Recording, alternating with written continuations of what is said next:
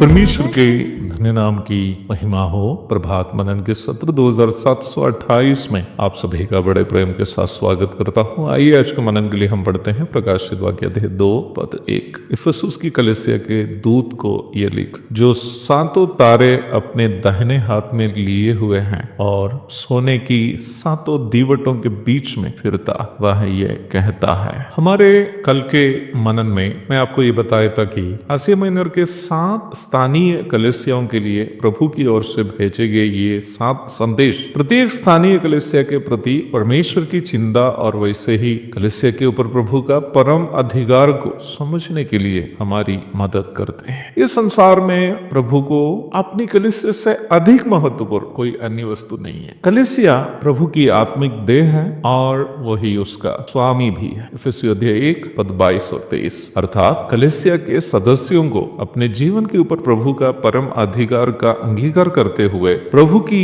महिमा के लिए जीवन बिताना जरूरी है। यदि हम अपने जीवन पर प्रभु का परमाधिकार का अंगीकार नहीं करते हुए जिएंगे तो हम पर होने वाले परिणामों को हम इन 7 संदेशों में देख सकते हैं। पहला अध्याय की 20वीं पद से हम ये देख चुके हैं कि 7 तारे 7 कलीसियाओं के दूतों को और 7 दीवट 7 कलीसियाओं को सूचित करते हैं। प्रारंभ में बढ़ी गई पद में हम ये देखते हैं कि प्रभु अपने दाहिने हाथ में 7 तारों को लिए हुए हैं और वह सोने के 7 दीवटों के बीच में फिरता है। जैसा मैंने प्रारंभ में कहा, प्रभु के हाथों में 7 तारे और दीवटों के बीच में प्रभु का फिरना, ये दोनों प्राथमिक रूप में कलीसिया पर प्रभु का परम अधिकार तथा कलीसिया के प्रति प्रभु की चिंता एवं कलीसिया पर प्रभु की निगरानी को सूचित करते हैं। प्रभु प्राथमिक रूप में इन संदेशों को स्थानीय कलीसियाओं के दूतों को भेजने का आदेश दिया। यहाँ उपयोग किया गया दूत शब्द का अक्षरिक अर्थ संदेश वाहक अथवा मैसेंजर है। भले ही अंग्रेजी बाइबल में एंजल करके अनुवाद किया हो,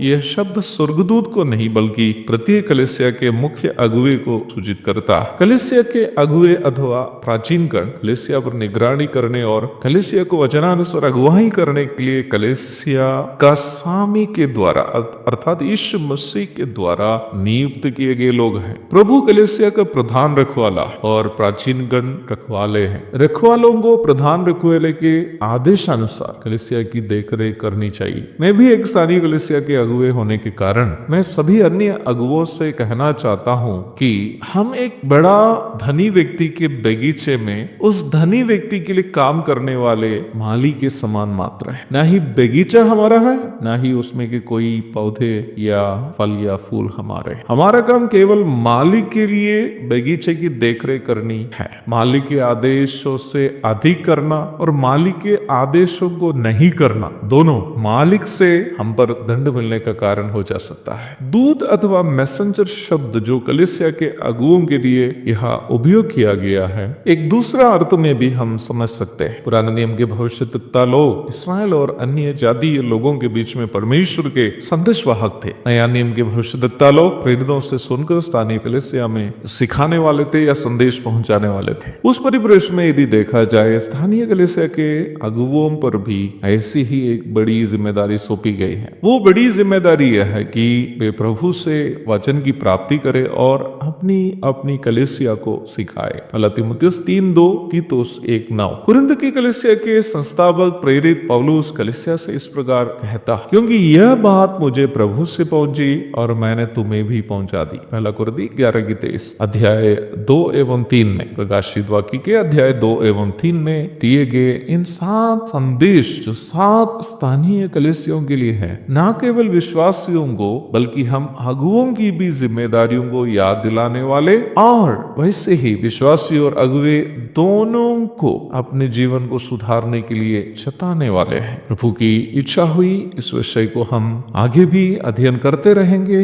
आज के लिए मैं विदा हो जाता हूँ। प्रभु आप सबको आशीष दे। आमीन।